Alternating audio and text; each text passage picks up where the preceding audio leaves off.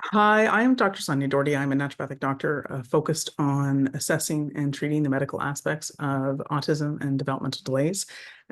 Some of the most significant health concerns we see are presenting with behaviors like aggression and self-injury, mouthing, biting, chewing, teeth grinding, sleep disturbances. And these have actually been linked to problems that are happening in the gut. So these can be undiagnosed medical issues like constipation, diarrhea, retained fecal matter, fecal loading, reflux, esophageal eosinophilia. People diagnosed with autism are 4 times more likely to have a digestive problem, and they're much less likely to get diagnosed because they are presenting with behaviors. So I've had the privilege of working with Peter Marks and the Center for Conscious Care and Support for many years. We've worked with this amazing group to look at assessing these individuals properly, getting their medical concerns treated, and what we've seen is a significant reduction in these behaviors and a drastic improvement in their quality of life. So this is really important work. The research has shown both through looking at the microbiome, like the ecosystem in the gut, but also these medical and undiagnosed, often digestive concerns, that it is a cause of behavior. It's a cause of people needing extra care in places like group homes or extra care in schools. It also is a huge cost to our healthcare system, including the emergency department. People are much more likely, if they have a diagnosis of autism, to end up in ER with aggression. So we need to really first, from a quality of life standpoint, this is not the way people should be living. And then secondary to that, I think it's going to be better entirely for our communities if we are assessing the right things and treating the right things. So I'd like to just show you a couple things here. There's a great paper by Dr. Tim Bowie, who's a pediatric gastroenterologist at Boston Children's. He also serves on the Interagency Coordinating Committee for the Autism Advisory Board for the National Institutes of Health, so the NIH, and serves on the Harvard Medical School Team's Clinical Advisory Board. So this paper was released in 2010, and there is an updated version of this paper that I encourage you to check out.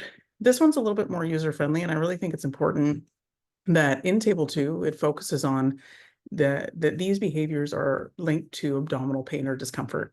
So, and this is significant pain. We know people diagnosed with autism and other developmental delays do have sensory issues. They have different feedback for pain. Sometimes they don't feel pain at all. Sometimes they're self-injurious, trying to create pain, most likely to relieve pain they're already in that has not been identified. So I think if you work on the front lines as a educator, PSW, you work in a group home setting or like in the school system, I think that you will recognize many of these behaviors. And I think some of the most concerning ones are here.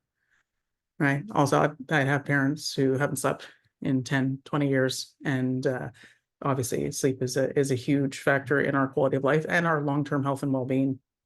So what's happening in the gut can be an undiagnosed digestive disorder. It can also be alterations in the microbiome. The Microbiome Project was an international project to look at the ecosystem in the gut. We have hundreds of trillions of bugs that live in the gut, and whatever's happening in terms of who's in charge of the gut governs brain function.